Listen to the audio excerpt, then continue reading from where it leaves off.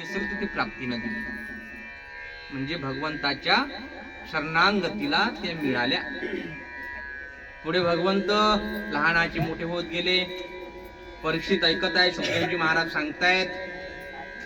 आता जवळ जवळ जवळ जवळ बराचसा वेळ झाला. म्हणतात, बाबा कंसाचा वध तुम्ही सांगितला,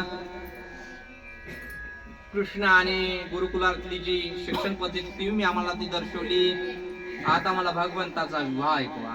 माझी खूप आतुरता आहे भगवंता. आणि ते काय करतायत, द्वारकेमध्ये शासन करतायत. नारदानं रुक्मिणीचं चरित्र सांगावं कोणाला, कृष्णाला. रुक्मिणी अशी आहे, कशी आहे, औनन्यपुरी नगरामध्ये वास करते, खूप स्तुती केली. आता सुरुवात केली कृष्णानं, ब्रह्मदेवाला बोलावलं. सुरुवात कोणाकडनं झाली पहा फुले साहेब, जे काही सुरुवात होते ते आपल्याशी पण होत असते. ही मुलगी हसली गाला तर हसली, तर तिनं काही असा हसण्याचा अर्थ हा आपण असा घेतला नाही पाहिजे की ती आपल्याला पसंत करतेस, म्हणून त्याचे अर्थ वेगळे वेगळे असू शकतात. नारदानं सांगावं कोणाला, कृष्णाला. कोणाची स्तुती, जी कथा तुम्ही ऐकली नाही ती विष्णू पुराणामध्ये ब्रह्मपर्वाच्या खाली.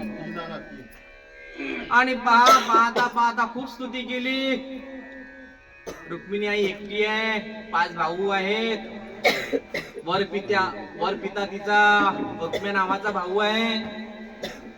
खूप खूप तिची स्तुती केली. कृष्णाच्या मनात बसली.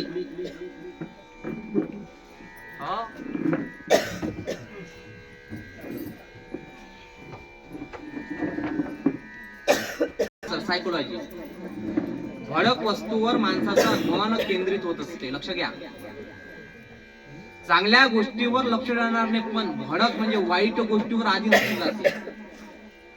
या घराला खूप चांगला कलर केलाय, आहे की नाही, पण यदा कदा यांनी रेड कलर केला असता तर लाल किंवा पिवळा भडक झाला असताना. यांचं घर आता कोणी पाहत असेल किंवा नसेलही.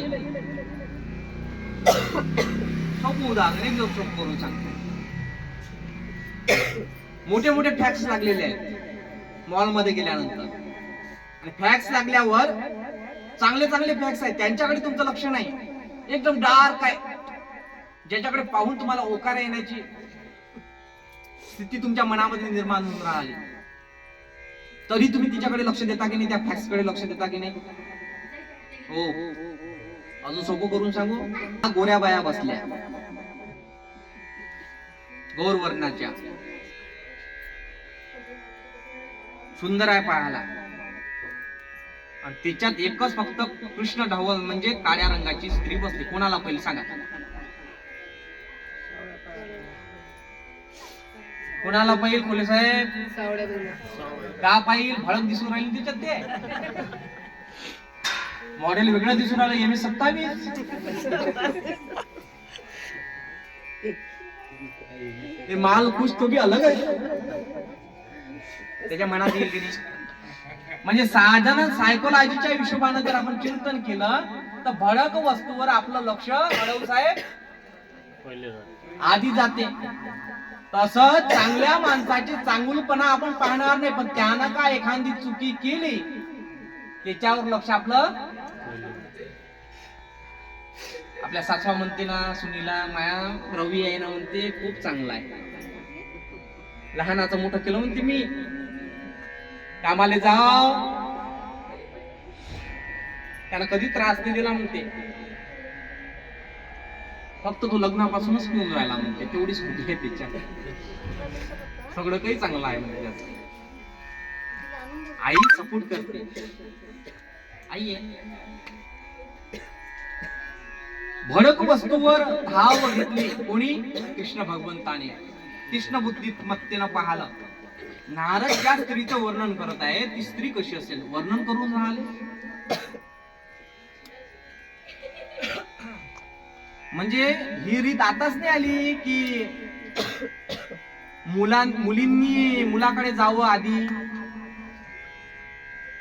आधी सोयरी संबंध होताना आताच्या स्थितीला आधी कोण मुलीवाले येतात का तुमच्याकडे? हे मुलंवाले मुलीकडे जातात.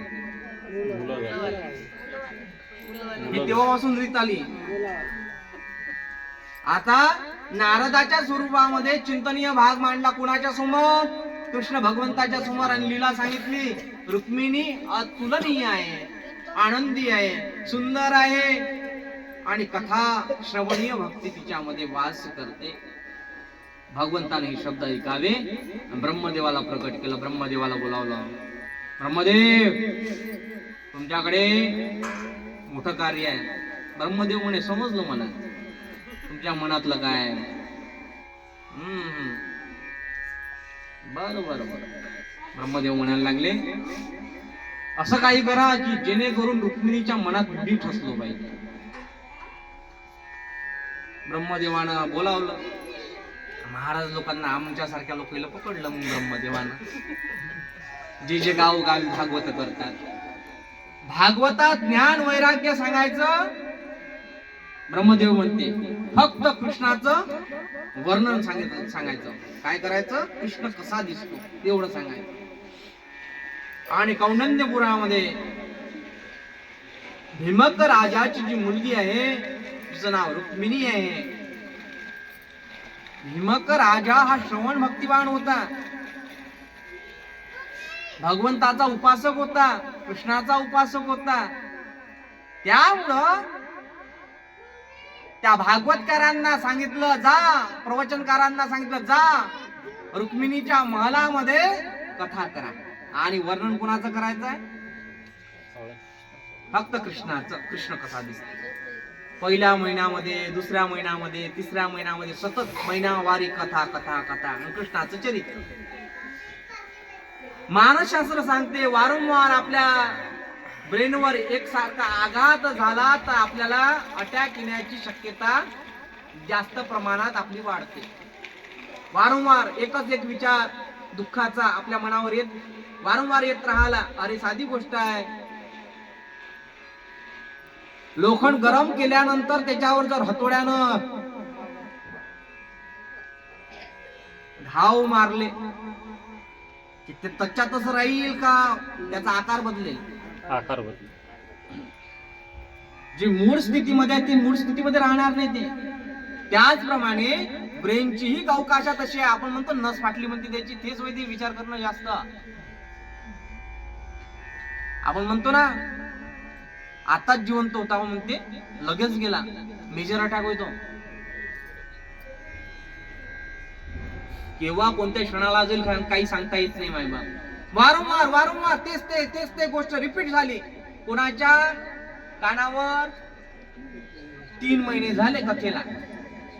3 महिन्यामध्ये रुक्मिणी आई म्हणायला लागली कथा करायला, तुम्ही कथेला आल्यानंतर नवीन काही सांगत नाही, वर्णनच सांगता फक्त. तो काय काम करते हे तर सांगा. तो असा दिसते, सावळं स्वरूप आहे, कृष्ण धवल आहे, मोराचं पीस आहे, द्वारकेचा राजा आहे, असा आहे, इव आहे, टिव आहे, हातामध्ये चक्र आहे. हा हा हा, काय वर्णन. शांती स्वरूप आहे, सर्व तुम्ही आम्हाला सांगता, पण मेन काही सांगत नाही महाराज तुम्ही. आता कृष्णाची कथा, जी कृष्णमयी कथा होती ती रुक्मिणी आईच्या पाठांतर झाली. पाहता पाहता कृष्णाची लालसा तिच्यामध्ये उत्पन्न झाली आणि जडी स्थळी काष्टी तिला कृष्ण कृष्ण दिसायला लागला. इथून सुरुवात झाली आता कथेची. गडबड झाली कृष्णाला इकडे. मोठ्या भावाचं लग्न झाल्याशिवाय लहान भावाला करता येत नाही. मोठा भाऊ कोण? कृष्णाचा बळीराम. दाऊ भैयाचं लग्न लावलं. कोणासोबत? श्रीमान रेवत राजाची पुत्री रेवती सोबत. हे तुम्हाला सांगितलं नसं, तुम्ही ऐकलं काही? झोपा येऊन राहिलं तुम्हाला आज? जेवण करून जास्त आलं का? बसा बसा, संगीता ताई.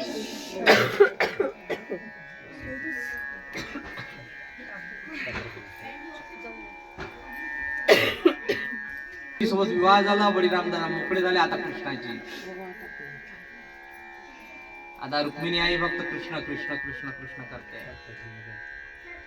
तारुण्याची अवस्था जागृत झाली मा रुक्मिणीची, मातेश्वरीची, जगजननी माची, आदी भाऊशक्तीची. तत्क्षणी जो रुक्म्या नावाचा भाऊ होता त्याच्यासमोर चर्चात्मक सत्र निघायला लागलं. मोठा भाऊ होता, वरपक्ष भाऊ, आणि म्हणायला लागला भीमक राजांना.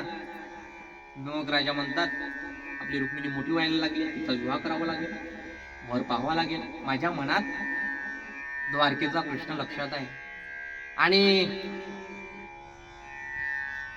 रुक्मिणी आईचं नाव भागवतात दिलेलं नाही, पण मी शोधलं. ते ब्रह्मव्यक्त पुराणामध्ये दिसतं. तिचं नाव आहे शुद्धमती. रुक्मिणी आईचं नाव काय? शुद्धमती. विदर्भ देशाची राणी शुद्धमती. जिची बुद्धी शुद्ध असते तिच्या पोटी आदिशक्ती भवानी येत असते, लक्षात घ्या. आता शुद्धमती पतीला म्हणायला लागली कृष्ण खरोखर चांगला आहे, मला जवाई म्हणून पसंत आहे. जांबे काकूला का धन्यवाद मानला मी आधी? 7 दिवसापासून जाऊ बापू तुमच्या इथं मुक्कामी आहे. एक दिवस जर जावयाचं मुक्काम राहिलं म्हणते घरी, कुबेर देवताचा वास राहते म्हणते आपल्या घरी. किती? एक दिवस राहिला तर आता 7 दिवस होते. नाही साधी गोष्ट झाली का बुवा?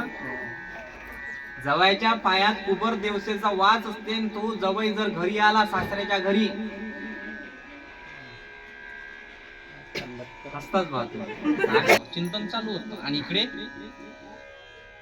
पाहता पाहता विदर्भाची कन्या मा रुक्मिणी माता, कोणाचं चिंतन चालू होतं? कृष्णाचं. अहो तुम्हाला सांगतो, सांगितलं का काम मी तुम्हाला असं आठवत नाही. जुन्या लोकांनाही अधिकार नव्हता बायकोचं तोंड पाहायचं. जुने जे लोक होते ना, पाहि नाही ते आपलं मॉडेल कसं आहे तर अजिबात ना पाहिजे. विश्वास कोणावर होता? आई वडिला. सोयरीक संबंधीसाठी पोरगा कधी गेला का मुलगी गेली? आता तसं नाही, आता उलट झालं. आई वडिलांच्या जरी पसंत असला मुलगा तरी विचार पडते. कोणाला विचारा लागल? तिनं म्हटलं आय लाईक इट तर मग ओके. तिनं म्हटलं miss understanding, I hate you, reject. हो आता तर शुभम तुला माहिती आहे आमच्या गावात सोयरीक झाली. सोयरीक झाल्यानंतर एका मुलीनं मुलाला प्रश्न विचारला, रूम मध्ये घेतलं. काय रूम मध्ये घेतल्यानंतर बा प्रश्न विचारला, दात दाखवू म्हणे तू.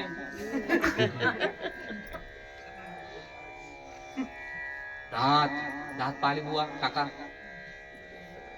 म्हणजे आता परिस्थिती अशी झाली जसा बैलांचा बाजार भरावा, बैल कामात आहे का नाहीये हे पाहण्याचं संशोधन करण्याकरिता काम निघालाय. चिंतन आहे याच्यामध्ये. आधी स्थिती अशी होती की वडीलधाऱ्यांनी म्हणावं करा लागते, ती उंच आहे का ठेंगणी आहे की बुटकी आहे की सावडी आहे की गोरी आहे, याचा विचार नाही. माझ्या वडिलांनी केलेली सोयरीक माझ्यासाठी अतिउत्तम असेल असा विश्वास पोरांच्या मनात होता. आता तेवढा विश्वास राहिला ते डायरेक्ट म्हणते माईच्या बुजरा म्हणायला काही समजत. तो म्हातारा झाला त्याला काही समजत. सांगा ना, तुमची स्थिती वेगळीच आहे. माय तुम्ही आहे म्हणून टिकून तरी राहिल्या, अच्छकाच्या घरी टिकल्या नसता. खूप धन्यवाद. आधी आई वडिलाच्या घरी मध्ये तुला काही समजत नाही, लग्न झाल्यावर मध्ये नवरा तुला काही समजत नाही. मग पोरगा आलं जन्माले हे म्हणते तुला काही समजत नाही, मम्मा चुपचाप राहा, तुला काही समजत. असंच झालं असतं का? तुम्हाला समजलं नसतं तर एवढं मोठं हा वेल असाच गेला असता का गगनात? कुठं आपण चाललो मायबाप? संस्कृतीचा विलय होऊन राहिला. पदस्पर्श जिथे व्हायला पाहिजे होता ते न होता लया संस्कृती जायला लागली. वडिलांवरचा विश्वास उडाला, देवाचा दूर राहिला. ज्यांनी जन्म आपल्याला दिला त्यांच्यावर विश्वास राहिला नाही. मुलगी आपल्या मतानं ऐकत नाही. मम्मा तुला काही समजत नाही, चुपचाप राहा. आज माझा एक्स्ट्रा क्लासेस आहे, बर मला जावंच लागेल. काय कुठे चाललो आपण? आधी चांगलं काम करण्याकरिता ठाकरे काका निघत होते ना, तर काहीतरी द्यायचे खायला. काय द्यायचे हो? चिंच, काय द्यायचे हो?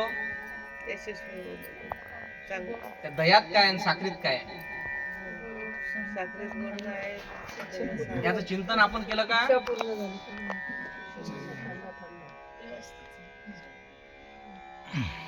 जीभ आहे, प्रत्येकाला जीभ आहे ना.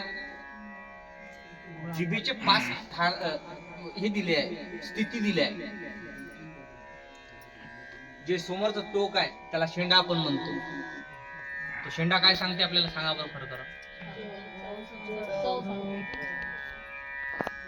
चव तर मधला भाग सांगते. थंड आहे की गरम आहे? इथपर्यंत आपलं थंडा गरम त्याला आपला शेंडा सांगत असतो. मिरची पूर्ण खावी लागत नाही तिला, फक्त जिभेवर. दही खाल्ल्यानंतर आपण जिभेच्या टोकावर खात नाही, ते मध्ये खात असतो. हे सांगायला लागून राहिलं होतं महाराजांना.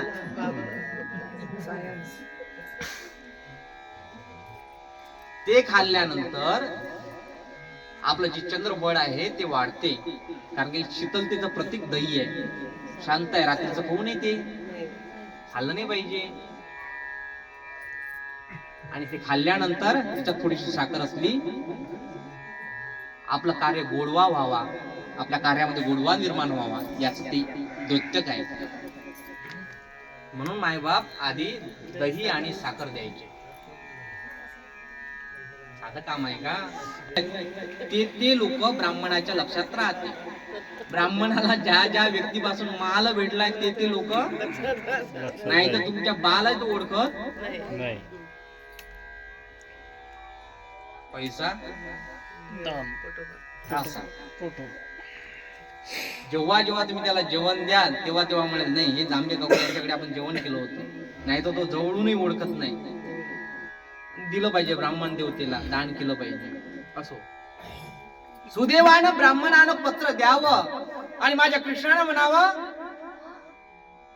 महाराज आधी जेवण करून घ्या, नंतर होईल पत्र. जेवण करायला लागलं, फ्रेश केलं, प्रवासाहून आले आहेत, नंतर आता पत्र हातामध्ये दिलं. महाराज माझ्या भक्तांपासून कोणतीच गोष्ट माझी लपू शकत नाही. अख्खे भागवतकार माझं चरित्र सांगतात. मी एकट्यानं वाचावं अशी तुमची इच्छा आहे, पण माझं पत्र मी एकटा वाचणार नाही. तुम्ही मला सांगा. आता सुदैवानं ते ब्राह्मणानं पत्र हातामध्ये घ्यावं. देवा हे गुपित पत्र आहे, हे प्रेमपत्र आहे आणि ह्या वाचण्याचा अधिकार तुम्हाला आहे. मी एकटा वाचू शकत नाही, मी याच्यात काही नाही. पण देव म्हणायला लागले माझं सर्वव्यापी कार्य आहे, माझ्या भक्तापासून लपू शकत नाही. मी काय केलं याचा निर्देश मोठे मोठे भागवतकार सांगतील. त्याचा व्यंग येऊ नये, त्याच्या सांगण्यामध्ये व्यंग येऊ नये म्हणून तुम्ही वाचा. चालू केलं. श्रोत्र ह्या शब्द आला. जसा श्रोत्र शब्द ऐकला, श्रोत्र नाम श्रवण करणारी, जसा ऐकलं तसं भगवंत पुढचं न ऐकताच सुदेवाचा हात पकडला आणि रथामध्ये बसले. निघाले आता कौंडण्यपुराला. शुभम निघाले मग. शुभम आमचा फोटोग्राफी आहे. आता हा कार्यक्रम आपला स्वरूप लहान असल्यामुळे तो काही आला नाही. कुठे बजेटचं काम येते ना, त्यामुळे त्याला काही बोलावलं नाही. आज तो स्वतःवरून आला. एकदा त्याच्याही नावाची टाळी होती. त्याला माहिती असते कार्यक्रम कुठे काय आहे. आता रुक्मिणी आली कुठे? अंबा मातेच्या मंदिरामध्ये, देवीच्या मंदिरामध्ये. आता मी प्रश्न विचारेल तुम्हाला, अंबा देवीच्या मंदिरामध्ये का, कशा करीता आहे? कोणती पूजा होती? कसं आहे बुवा, मी आतापर्यंत यांना याच्यानंतर होईल ना होईल काही सांगता येते का, तुमची भेट होईल ना होईल, बस आता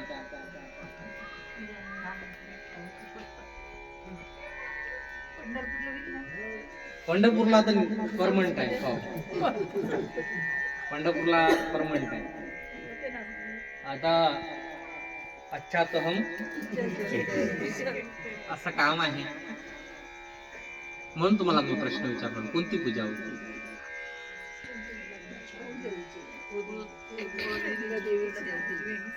आता ही पूजा मी तुम्हाला काही सांगत नाही, त्याचं चिंतन तुमच्यासाठी काम आहे, स्वाध्याय आहे. हा मोठा पॉइंट. तिने कोणती पूजा केली होती हे शोधा, तुम्ही स्वतः कशावरही शोधा, मी सांगत नाही. आता पुढचं सोड. आणि म्हणायला लागली, हे अंबिका, आराधना केली, मा पार्वतीला साक्षात्कार करून मी तुझं स्वरूप आहे या भावापोटी तिची आराधना केली. आणि आराधना केल्यानंतर शिशुपालाचे सैनिक तिथे उपस्थित होते सर्व ताफात. तेवढ्यात भगवंताचा रथ आला. मातेला प्रश्न पडला, कोण कोण कोण कोण करता करता रूप एक नयन झालं. लक्षात आलं की कृष्ण हाच आहे. लगेच भगवंताला हात पकडावा. आणि बळीरामाला काळजी वाटली, माझा कन्हैया एकटा गेलाय, काहीतरी गडबड आहे, एकटा गेला, तो जेवे नाही बरोबर, तो झोपे नाही बरोबर, काहीतरी गडबड होती.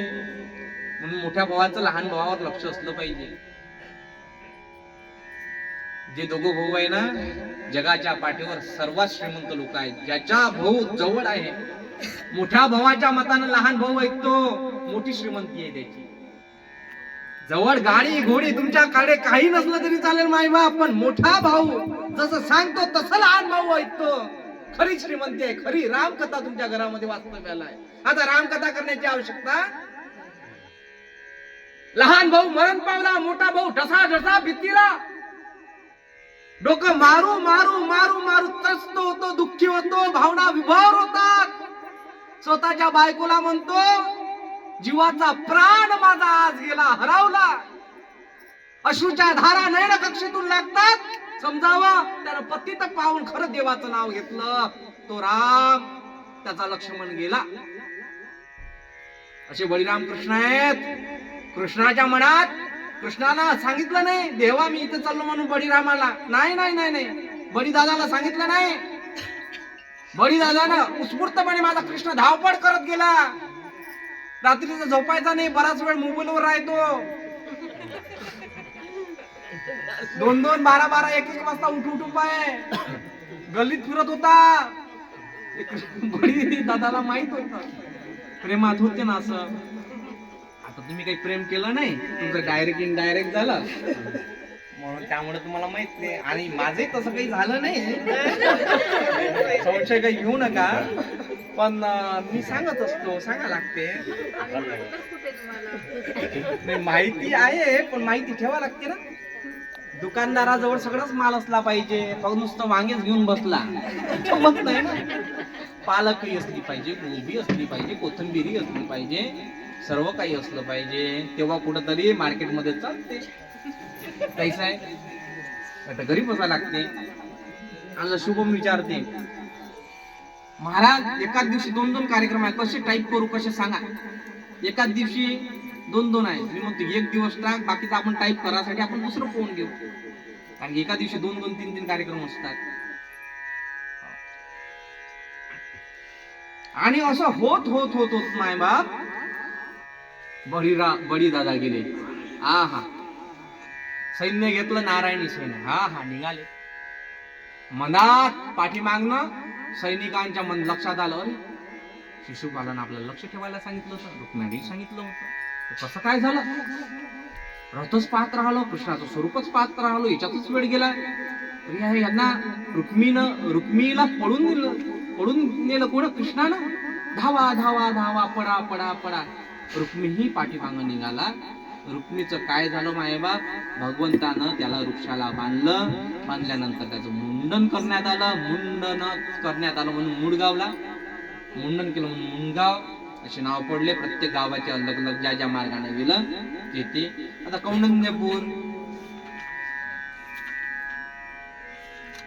कौंडण्यपूरची कथा अविरत असताना कौंडण्यपुराला काय काय झालं माय बाप. पांडुरंग परमात्मा आपले जावई आहे, लक्षात घ्या. आणि पोरीचं पाळणं आता सध्या भारी, स्त्रियांचं पाळणं आता काय आहे सध्या भारी आहे ना.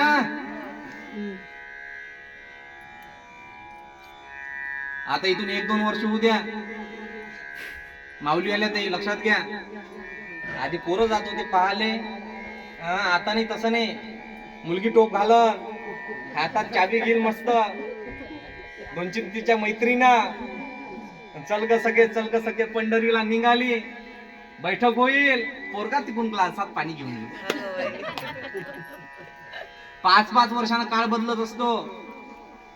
5 वर्षाच्या आधी स्त्रियांना, मुलींना शारीरिक संबंधी करिता खूप त्रास होत होता. अडव साहेब कोणाले डोळ्याली पोरगी देऊन देत जाय, हुंडा देत होती ना आधी. तुमच्या देत नाही काय?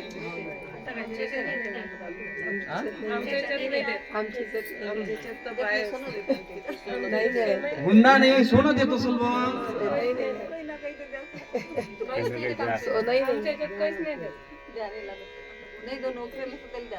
मला असं वाटते दक्षिण आफ्रिकेत पकडून बसवलं असं काही नसते. आधीच सांगून आलो मी तुम्हाला, चिंतन बघा. आधी ठाकरे साहेब हुंडा द्यायचे, हुंडा प्रथा होती, आता बंद झाली. कुठे कुठे लपून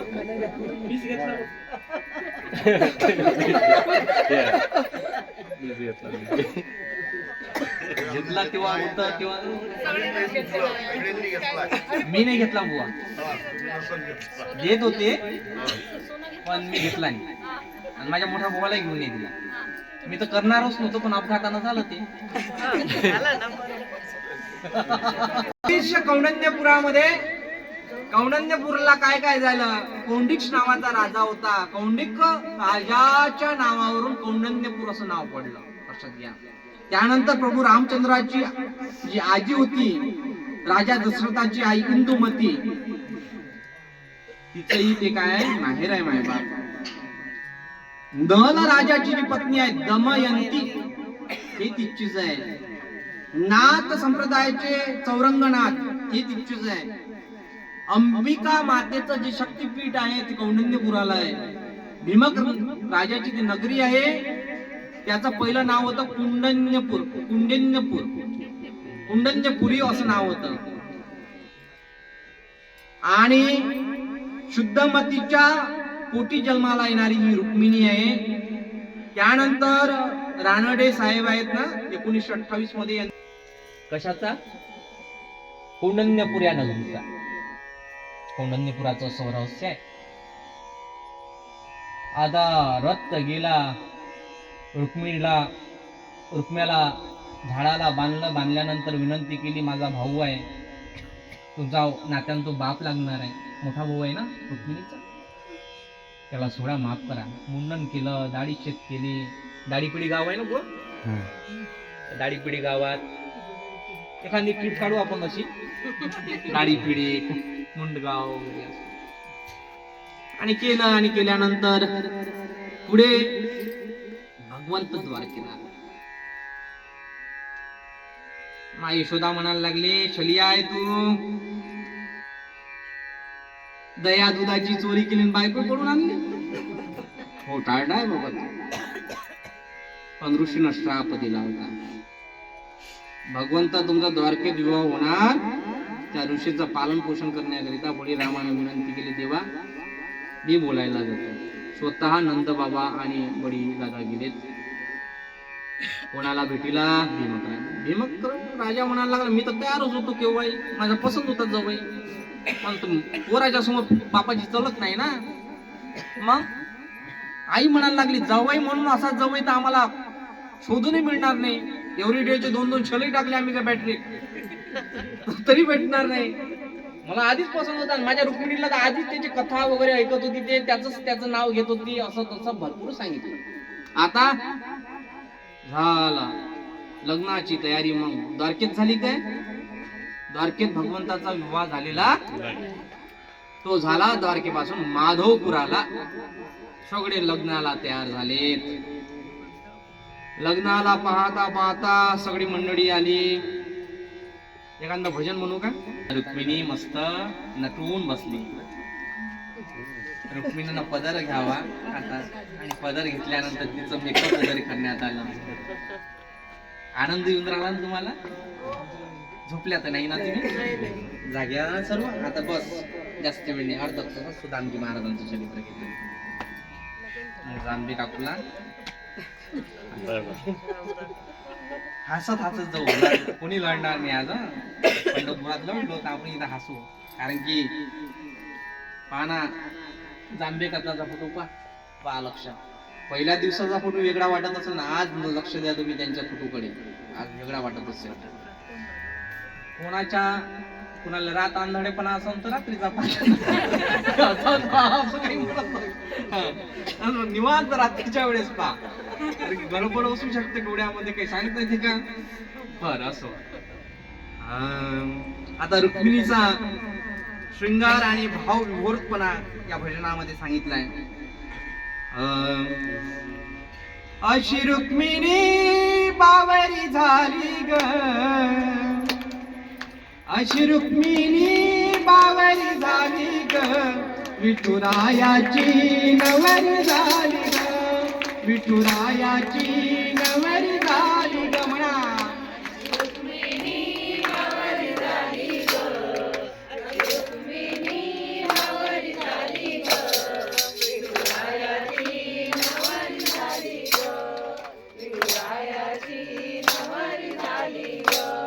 अशी रुक्मिणी बावरी झाली ग, अशी रुक्मिणी बावरी झाली ग, विठुरायाची नवरी झाली ग, विठुरायाची नवरी झाली ग.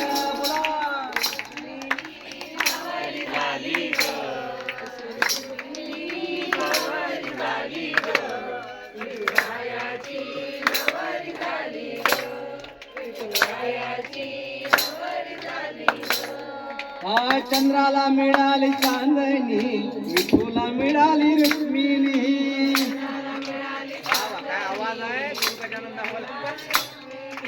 चंद्राला मिळाली चांदणी, विठूला मिळाली रुक्मिणी.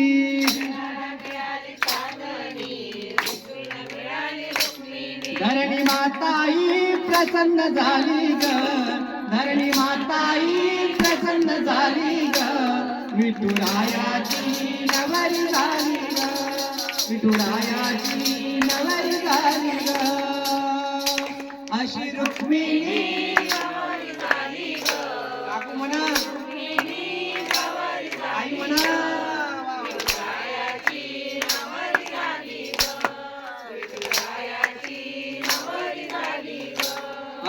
भीमक राजाची लाडाची लेक, दिसायला होती लाखात ये.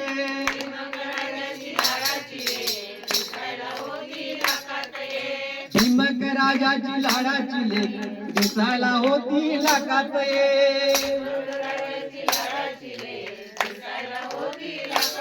लाडा लाडाने बावरी झाली ग, लाडा लाडाने बावरी झाली ग, विठुरायाची नवरी झाली ग, विठुरायाची नवरी झाली ग. अशी रुक्मिणी बावरी झाली ग, अशी रुक्मिणी बावरी झाली ग, विठुरायाची नवरी झाली ग, विठुरायाची नवरी झाली ग. रुक्मिणीचं लग्न व्हायच्या आधी कशी करायची माहित आहे? शुद्धमती सांगते. एखादीले प्रेम झालं, सांगू का काकू? सांगू का? आपल्या त्या काकूंना विचारतो, सांगू का? ती मान अशी अशी करून राहिल्या, मी काय समजून नाही. सांगू का कशी करे? ठाकरे का कुठे या सांगू का आता लोकांच घेतला ना तुम्ही असे म्हणून आले तसा बैल होय मी जय हो जय हो घरात रुक्मिणी रुसायची विठूला बघून हसायची घरात घरात रुक्मिणी रुसायची विठूला पाहून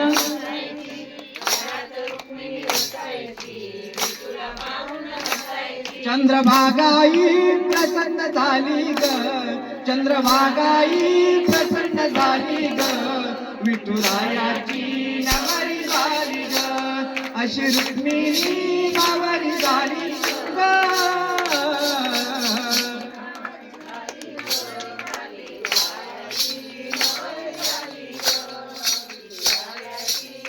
श्रीमद् भागवत महा